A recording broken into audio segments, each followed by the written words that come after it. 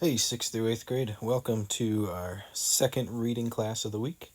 We're continuing on with The Giver, and I'm guessing you're probably finding that the book has gotten quite interesting at this point, as we see Jonas's assignment and everything that's going to come on the book based on that.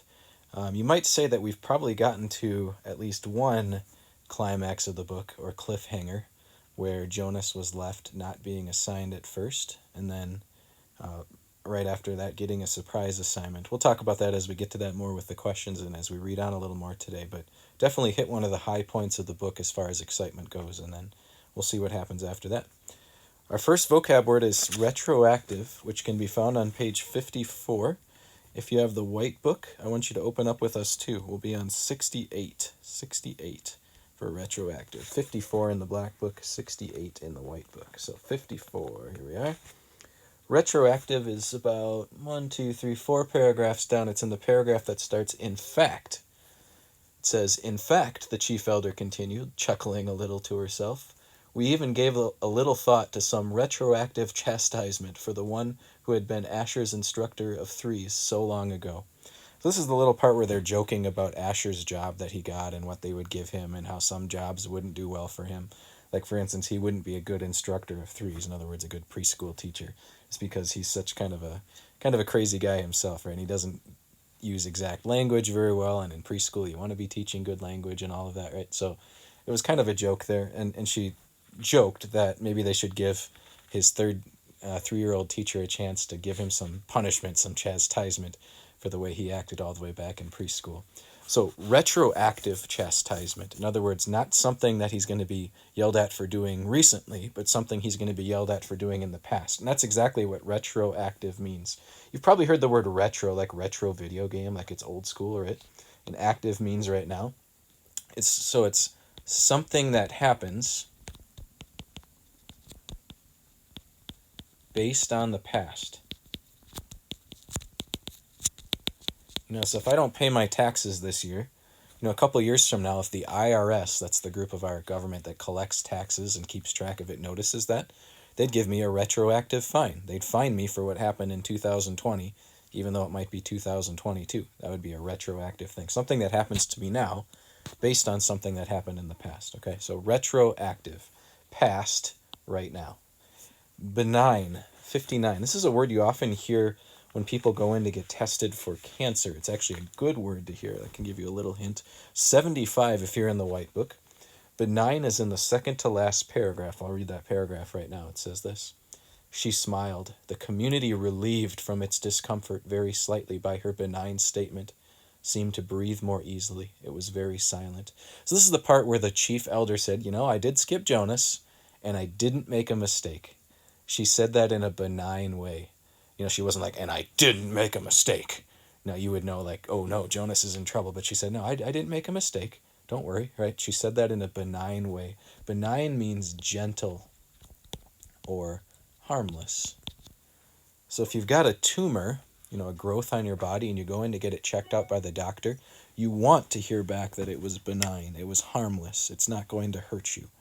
Okay, and so in this situation, the chief elder was very gentle in saying, oh, don't worry, I didn't skip him. I skipped him, but I did it on purpose. And everyone could breathe a sigh of relief. Phew, Jonas isn't in trouble, or, he's not going to get released or something, right? So that's why it was said that she said that in a benign, in a gentle way. 62, and if you're in the white book, we're heading to 77 for our last word. Come look it up with me. We're looking for unanimous. It's about 3 lines from the top. So this is the part where they're picking Jonas to be the receiver of memories, right? It says, this is what the committee said. Therefore, the selection must be sound. It must be a unanimous choice of the committee. They can have no doubts, however fleeting. So it must be a unanimous choice. That means that they must all agree. When we call somebody for church, when we have to call a new pastor, like we called Pastor Kelly last year, right? Or we're calling a staff minister right now, the whole congregation has to agree on who to call. So once we have a person that clearly is liked by more than all the other people when we're voting on it as a church who we want to call, we call for a unanimous vote, which means that we're going to say, even though we had some disagreement, let's all agree to call the person that most people liked. So that way, if that person comes, they can think and know, okay, everybody was okay with calling me. So same with Jonas, right? They wanted to make sure they had the right guy for this job, this receiver of memory, and so they had to make sure that the whole committee agreed, that they were unanimous. So to be unanimous means to all agree. That's a word you'll often hear at meetings. At meetings, they made unanimous decision. The whole group agreed. So watch out. You'll hear that word again someday as you attend meetings and things like that. So what stunned Jonas at the ceremony? What did he think could or could not have happened? So he was skipped, right? They went right from 18, skipping his number 19, right to 20. And he was kind of in shock and in shame at first. He was like, did she make a mistake? There's no way she made a mistake, right? How could she possibly miss him?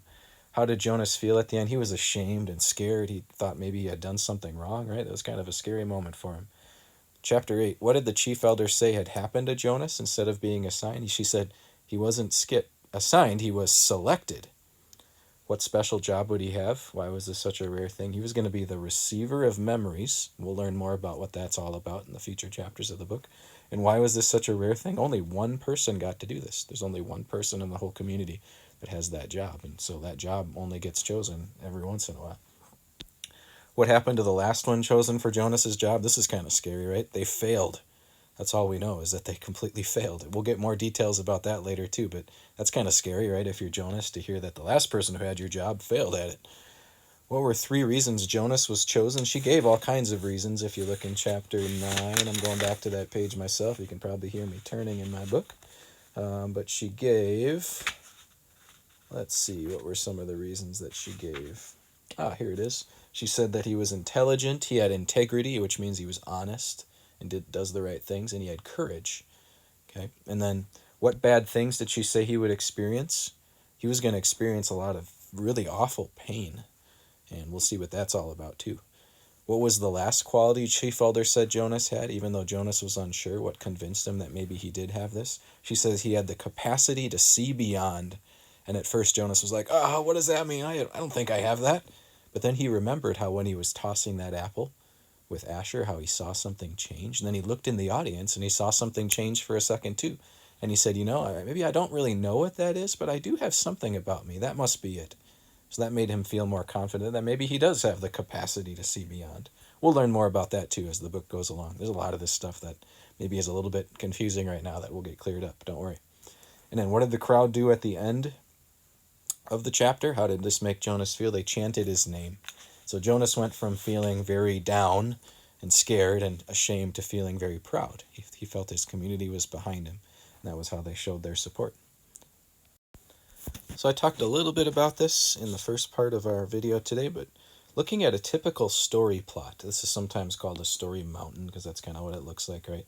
Is at the beginning of a book, you have kind of what the background, right? You get introduced to the characters. We met Jonas and his family, and we found out it was kind of a dystopian society, right, where there's lots of rules and the government basically controls their lives. And then you have what's called the rising action, right, where there's different problems that the character has to solve or that pop up. Think of some of the early problems. Jonas not being sure that that his community is always right about making decisions about people's lives. We saw that plane early in the book that kind of spooked him a little bit, right? And we saw the problem of him not knowing, what job he was going to get, and that kind of created some tension. And so notice you have these little mountains, right? These little mountains of like, oh, that's going to happen, and then then the excitement drops off for a little bit.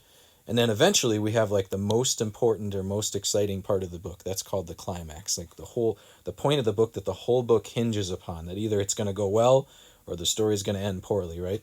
We haven't gotten there yet. I'll let you know that without spoiling anything, but we've definitely gone over some mini climaxes or little exciting times. And I would say we're probably right about here in the book, right? We saw probably the most exciting time of all, where Jonas was skipped in his assignment. We're wondering, oh no, what's going to happen, right? And oh, phew, it's just because he was chosen for a job that's not chosen very often. In fact, he was selected. And so the conflict goes down a little bit and things feel a little better for a while. And now we're going to see, the story is really going to build up here. Now that he's got this special job, we're going to see how this goes and if that creates any more problems for him or leads to more conflict in the story or more thoughts from Jonas about whether or not his community is a good place to live and be, and if it gives them enough freedom and things like that. So we'll look for that, and I want you to keep listening for when do you think we're going to hit this climax. the point in the book where we're like, oh boy, here's the whole book, right? It's either going to go good or go bad. And then we'll have our falling action, and then we'll see how the book ends. And we'll talk about that as the book goes along, too. So I just wanted to review that a little bit before we jumped into our new reading, Chapter 9, today. So go ahead and open up to Chapter 9. Here we go. Listen for the code word as we read. Here we go. Now, for the first time in his 12 years of life, Jonas felt separate, different. He remembered what the chief elder had said, that his training would be alone and apart. But his training had not yet begun, and already, upon leaving the auditorium, he felt apartness. Holding the folder she had given him, he made his way through the throng, looking for his family unit and for Asher. People moved aside for him. They watched him. He thought he could hear whispers. Ash, he called, spotting his friend near the rows of bicycles. Ride back with me? Sure, Asher said. Asher smiled, his usual smile, friendly and familiar. But Jonas felt a moment of hesitation from his friend, an uncertainty. Congratulations, Asher said. You too, Jonas replied. It was really funny when she told about the smacks. You got more applause than almost anybody else. The other new 12s clustered nearby, placing their folders carefully into the carrying containers on the backs of their bikes. In each dwelling tonight they would be, top of page 66, they would be studying the instructions for the beginning of their training. Each night for years the children had memorized the required lessons for school, often yawning with boredom. Tonight they would all begin eagerly to memorize the rules for their adult assignments. Congratulations, Asher, someone called. Then that hesitation again. You too, Jonas. Asher and Jonas responded with congratulations to their group mates. Jonas saw his parents watching him from the place where their own bicycles were waiting. Lily had already been strapped into her seat. He waved. They waved back, smiling. But he noticed that Lily was watching him, solemnly, her thumb in her mouth. He rode directly to his dwelling, exchanging only small jokes and unimportant remarks with Asher. See you in the morning, Recreation Director, he called, dismounting by his door as Asher continued on. Right, see you, Asher called back. Once again, there was just a moment when things weren't quite the same, weren't quite as they had always been through the long friendship. Perhaps he had imagined it. Things couldn't change with Asher. The evening meal was quieter than usual. Lily chattered about her plans for volunteer work. She would begin, she said, at the nurturing center, since she was already an expert at feeding Gabriel. I know, she added quickly when her father gave her a warning glance. I won't mention his name. I know I'm not supposed to know his name. I can't wait for tomorrow to come, she said happily. Jonas sighed uneasily. I can, he muttered. You've been greatly honored, his mother said. Your father and I are very proud. It's the most important job in the community, Father said. But just the other night you said that the job of making assignments was the most important. Mother nodded. This is different. It's not a job, really. I never expected. She paused. There's only one receiver. But the chief elder said that they had made a selection before and that it had failed. What was she talking about? Both of his parents hesitated. Finally, his father described the previous selection. It was very much as it was today, Jonas. The same suspense, as 111 had been passed over when the assignments were given, then the announcement when they singled out the one. Jonas interrupted. What was his name? His mother replied. Her, not his. It was a female. But we are never to speak the name or to use it again for a new child. Jonas was shocked. A name designated not to be spoken indicated the highest degree of disgrace. What happened to her? He asked nervously. But his parents looked blank. We don't know, his father said uncomfortably. We never saw her again. A silence fell over the room. They looked at each other. Finally, his mother, rising from the table, said, You've been greatly honored, Jonas. Greatly honored.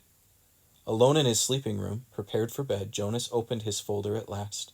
Some of the other 12s, he had noticed, top of page 68, had been given folders thick with printed pages.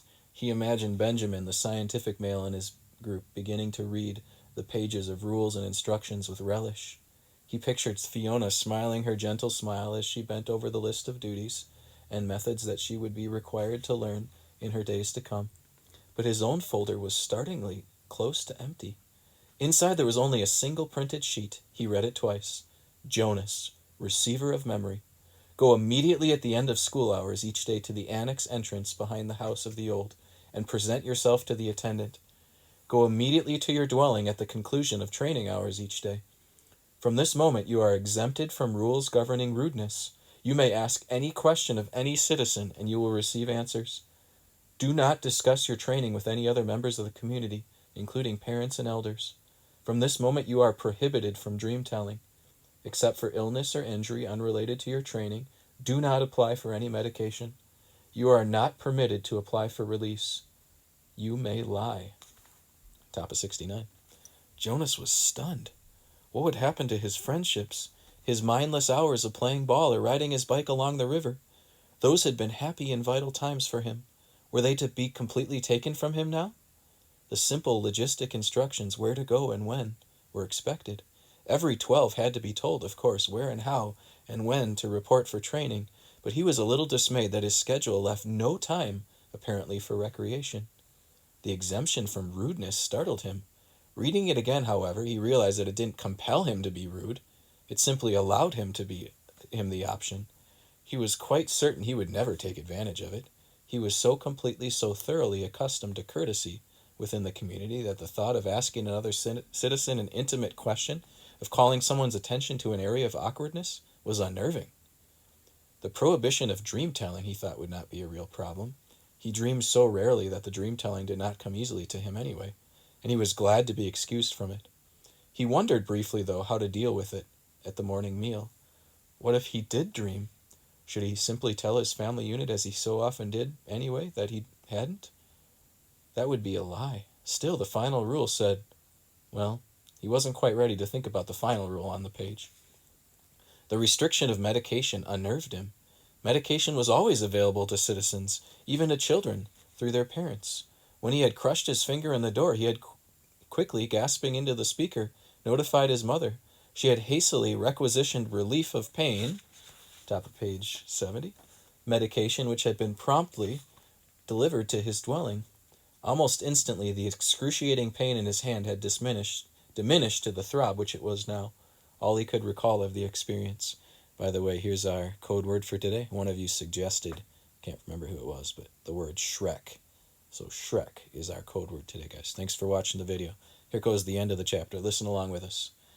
Rereading rule number 6, he realized that a crushed finger fell into the category of unrelated to training. So if it ever happened again, he was quite certain it wouldn't. He had been very careful near heavy doors since the accident. He could still receive medication. The pill he took now each morning was also unrelated to training, so he would continue to receive the pill. Remember, that was the pill that kept him from being attracted to people of the opposite gender, right?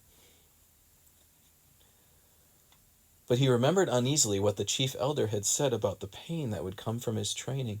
She had called it indescribable.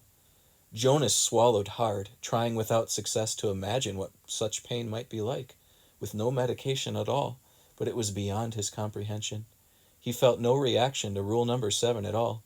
It had never occurred to him under any circumstances ever that he might apply for release. Finally, he steeled himself to read the final rule again.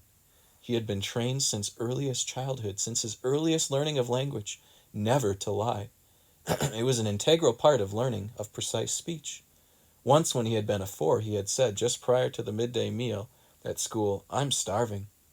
Immediately he had been taken aside for a brief private lesson in language precision. He was not starving, it was pointed out. He was hungry. No one in the community would be starving, had ever been starving, would ever be starving. So notice again the control the community has over its citizens. You weren't even supposed to say something like you're starving, because that would make the community look bad, right? The community always feeds its people. Pretty strict, right? To say starving was to speak a lie. An unintentional lie, of course. But the reason for precision of language was to ensure that unintentional lies were never uttered. Did he understand that, they asked him? And he had. He had never within his memory been tempted to lie. Asher did not lie. Lily did not lie. His parents did not lie. No one did, unless... Now Jonas had a thought that he had never had before.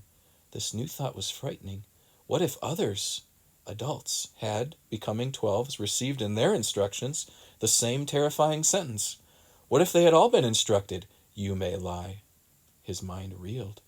Now empowered to ask questions of utmost rudeness and promised answers, he could, conceivably, though it was almost unimaginable, ask someone, some adult, his father perhaps, "Do you lie?" But he would have no way of knowing if the answer he received was true. Does that make sense? You ask someone, do you lie? They could lie and say never, right? So, interesting thought, right? Have people been lying to him his whole life? And he's not sure how he can even, get the true answer to that question, because people could lie about lying. You can see all the different thoughts going through his mind as he gets ready for his new job. So you guys will get to hear a little bit about his first day on the new job and what it's like, and more answers and questions that are running through your head will get answered by this book as it goes along. Have a good day, guys.